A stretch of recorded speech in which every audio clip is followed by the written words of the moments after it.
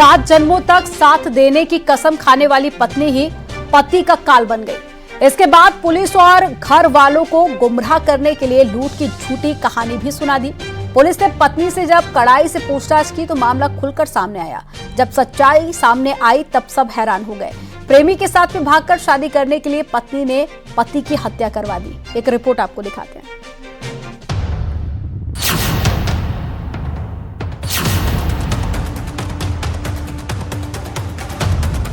छह महीने पहले हुई थी शादी।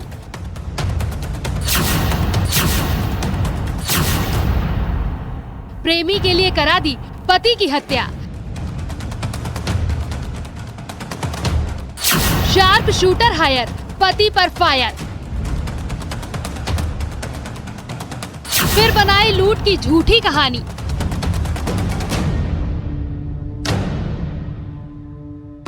सिर और सीने में मारी गई गोली।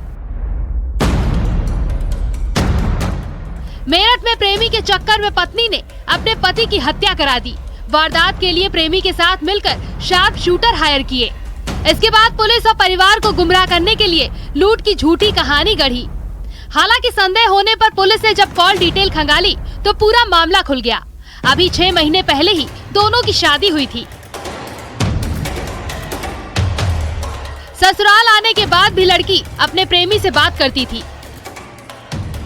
नामजदगी के बाद पुलिस के द्वारा अपनी जो विवेचना प्रारंभ की गई उसमें निकल के आया कि मृतक की पत्नी का प्रेम संबंध उसके ही मायके के एक युवक से पूर्व से चला आ रहा था और लगभग 4-5 महीने शादी को हुए थे। उसके बाद भी उनका लगातार एक दूसरे से बात करना और मेलजोल चल रहा था और इन दोनों ही के द्वारा 5 अन्य लोगों के साथ मिलकर हत्या की साजिश की गई, जिससे कि वो मृतक को रास्ते से हटा दें और उनका जो प्रेम संबंध है वो लगातार चलता रहे। इसलिए इन्होंने अन्य लोगों को अपने साथ बुलाया। शुरुआती जांच में आरोपी पत्नी ने पुलिस को गुमराह करने के लिए बताया कि बदमाशों ने अरुण का मोबाइल छीनकर रजवाहे में फेंक दिया।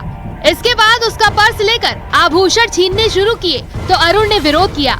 इस पर बदमाशों ने अरुण के सिर और सीने में गोली मार दी और फरार हो गए। सरूरपुर पुलिस ने घटना की जाँच की। अर्चना के बयान लेकर अरुण के परिवार वालों से बातचीत की तो उन्होंने अरुण की हत्या में अर्चना और उसके प्रेमी सौरभ ठाकुर पर शक जताया। अरुण के पिता ने दोनों के खिलाफ नामजद तहरीर दी तो पुलिस ने गहराई से जांच की और सच्चाई सामने आ गई। पत्नी के द्वारा ये सूचना दी गई कि उसके पति को 2 अज्ञात लोगों के द्वारा गोली मार दी गई है और उससे उसका पर्स जो है वो छीन लिया गया है। इस घटना की सूचना प्राप्त जब हुई तो पुलिस मौके पर पहुंची। पुलिस के द्वारा इसमें छानबीन की गई। छानबीन करके प्रथम दृष्टिया जो चीज़ें निकल के आई उसमें कुछ विरोधाभासी बातें थी और जो घटनाक्रम था वो मेल नहीं खा रहा था। इसके बाद पुलिस के द्वारा और गहराई से छानबीन की गई और जो मृतक के परिजन हैं उनके पिता आदि से तहरीर प्राप्त की गई, जिसके आधार पे मृतक के पिता के द्वारा मृतक की पत्नी और उसके प्रेमी सौरभ को इसमें नामजद किया गया। अरुण के परिजनों ने बताया कि दोनों की शादी इसी साल 22 जून को हुई थी। गुरुवार को सुबह 11:30 बजे प्लानिंग के तहत अर्चना पति अरुण के साथ बुलेट से सरधना दवा लेने के बहाने निकली थी। अर्चना पति से आज ही दवाई दिलाने की जिद कर रही थी। ऑफिस से जबरन छुट्टी कराकर उसे मायके लेकर गई। वो अपने सारे गहने लेकर मायके गई थी जिससे वो प्रेमी के साथ भाग सके। लड़के ने कहा, यही बताया, लड़के ने बताया कि मेरे को कि मेरा नाम सौरभ ठाकुर और मैंने ये काम करा। मैं कहला भैया क्यों करा आपने ये काम? कहला जी मुझे इससे शादी करनी थी, मेरा प्रेम प्रसंग है तो इसलिए मैंने। पति की हत्या और लूट की घटना एक सोची समझी साजिश थी जिसे आरोपी पत्नी अर्चना ने ही रची थी। फिलहाल पुलिस ने मामले का खुलासा करते हुए पत्नी और उसके प्रेमी को गिरफ्तार कर लिया है और हत्यारों की तलाश की जा रही है। निखिल अग्रवाल, न्यूज़ 18 मेरठ।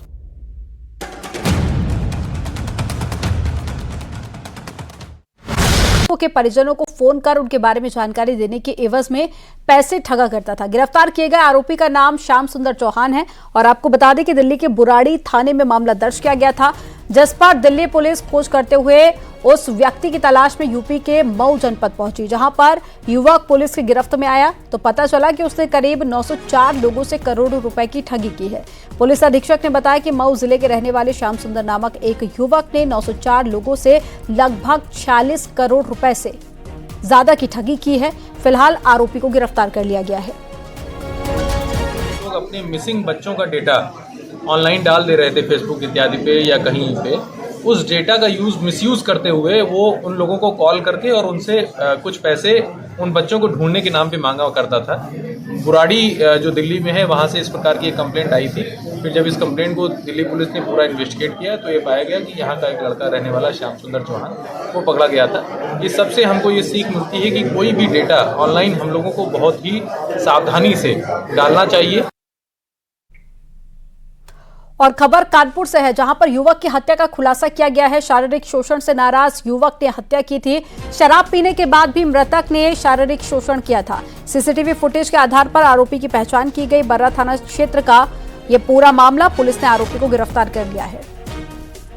हाँ, अभी तक जो चीज़ें प्रकाश में आई है और जो सीसीटीवी कैमरे हैं, जो सर्कमस्टेंशियल एविडेंस है, जो इनसे पूछताछ की गई, जो अभियुक्त है उससे पूछताछ की गई है, इससे अभी यही चीज़ें प्रकाश में आई है कि इसके द्वारा स्वयं घटना को कारित की गई है। घटना का मोटिव भी अस्पष्ट है और जो पीए में जो चीज़ें आई हैं उससे भी जो बातें जो अभियुक्त के द्वारा बताई जा रही वो तालमेल खा रही है। फिर भी जब विवेचना जारी है, इसमें अन्य भी चीज़ें अगर जो प्रकाश में आती है उसके आधार पर इसमें अगली विधिक सुनिश्चित कराई जाएगी। खबर बस्ती के बनकटी ब्लॉक से है, जहां पर जनता इंटर कॉलेज से मामला सामने आया। स्कूल के प्रबंधक ने डीआईओएस को पत्र लिखा कि स्कूल के प्रिंसिपल टीचर गांजे का सेवन करते हैं। शिकायत पर डीआईओएस ने खुद जांच की है और जांच में शिकायत सही पाई गई। डीआईओएस ने स्कूल के प्रिंसिपल, टीचर और साथी स्टाफ से 3 दिन में स्पष्टीकरण मांगा है। स्कूल के प्रिंसिपल समेत 4 कर्मचारियों ने स्पष्टीकरण दिया, लेकिन 3 कर्मचारी जवाब नहीं दे पाए। डीआईओएस ने बताया है कि शिक्षकों और कर्मचारियों का दिसंबर माह का वेतन रोक दिया गया है। ये जो है कंट्रोलर के माध्यम से उस विद्यालय के पता चला कि वहाँ पर जो है गांजा की पुड़िया मिली। तत्संबंध में जो है मैंने वहाँ के समस्त कर्मचारियों का स्पष्टीकरण प्राप्त करने हेतु पत्र जारी कर दिया है और इसका गंभीर संज्ञान लेते हुए समस्त स्टाफ का वेतन भी रोक दिया है। सर, किस विद्यालय का मामला है, कहाँ का है सर? ये जनता इंटर कॉलेज बनकटी का। संभल में घरेलू कलह से तंग 3 भाइयों ने फांसी लगा ली, जिसमें से 2 भाइयों की मौत हो गई है। एक का इलाज अभी भी चल रहा है। मामला धनारी थाना के औरंगाबाद गांव का है, जहां पर युवक दिल्ली में मजदूरी करने जा रहा था और ठंड की वजह से पिता ने जाने से मना कर दिया, तो उसने खेत पर जाकर फांसी लगा ली। छोटे भाई की मौत की खबर के बाद में दूसरे भाई ने भी घर की कोठरी में फांसी लगा ली। 2 भाइयों की मौत की सूचना मिलने के बाद में चंडीगढ़ से घर लौट रहे तीसरे भाई ने भी धनारी में रेलवे स्टेशन के पास में फांसी लगा ली। तो वहीं एसपी ने पारिवारिक कलह में आत्महत्या की बात कही है। पान सिंह पुत्र विजय सिंह के द्वारा गृह क्लेश के चलते हुए खेत पर पेड़ से लटककर आत्महत्या की गई थी। इसी सूचना पर उसके भाई ब्रजेश द्वारा भी क्षुब्ध होकर आत्महत्या का प्रयास घर के अंदर किया गया। घर वालों को जब इस चीज़ की पता लगा तो उन्होंने उसको अस्पताल भेजा, जहां पे अभी उपचाराधीन है। इस बात के संबंध में जब इनका सबसे बड़ा भाई मुनेश पाल को सूचित किया गया, जो कि पंजाब चंडीगढ़ में कार्य करता था। कानपुर देहात में पुलिस ने मर्डर केस के एक आरोपी को गिरफ्तार कर लिया है। 26 दिसंबर को थाना भोगनीपुर में एक युवक की कुल्हाड़ी से वार करके हत्या कर दी गई थी। पुलिस ने 48 घंटे के अंदर हत्याकांड का खुलासा करते हुए आरोपी को गिरफ्तार कर लिया।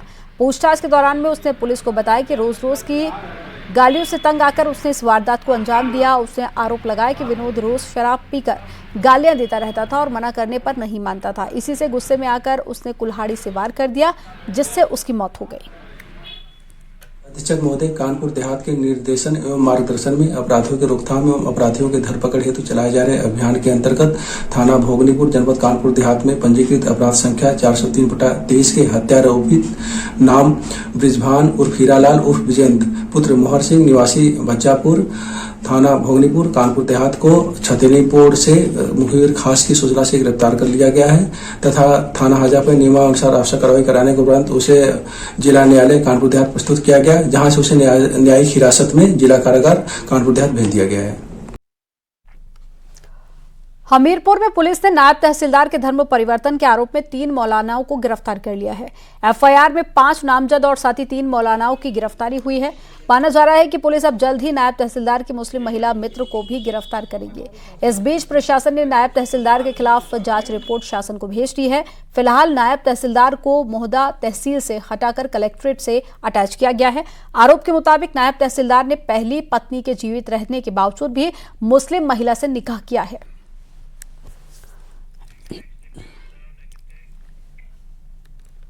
कानपुर में एक बार फिर से लव जिहाद का मामला सामने आया। इसको लेकर बजरंग दल के कार्यकर्ताओं ने पीड़ित परिवार के साथ में चकेरी थाने में शिकायत की। मुस्लिम परिवार पर नाबालिग लड़की को बंधक बनाने का आरोप लगा। लड़की 22 अक्टूबर से गायब थी और वो दानिश नामक शख्स के घर से मिली थी। आरोप है कि दानिश इंस्टाग्राम के जरिए नाबालिग लड़की को अपने झांसे में लेता है पहले और उसके बाद में उसे बहला फुसलाकर अपने घर ले गया। यहाँ उसने लड़की का धर्म परिवर्तन कराया।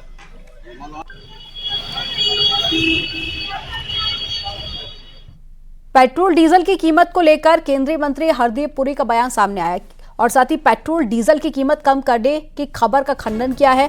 हरदीप पुरी का बयान है, उन्होंने कहा है कि मिडिल ईस्ट में ऑलरेडी डिस्टर्बेंस है और ड्रोन अटैक्स भी हुए हैं। अभी तो प्रार्थना करनी चाहिए कि प्राइस बढ़े नहीं। तो देखिए, लगातार जो जानकारी मिल रही थी कि पेट्रोल डीजल के दाम कम हो सकते हैं, 10 रुपए तक घटा सकती है सरकार, लेकिन अब जो जानकारी मिल रही है, केंद्रीय मंत्री हरदीप पुरी ने इस खबर का खंडन किया है। These are not dependent by the government. I mean, ONGC की तरफ नहीं ONGC. Listen, hold on. First, you have to be very careful. There is disturbance in the Middle East. वो अभी वो drone attacks हुए, etc.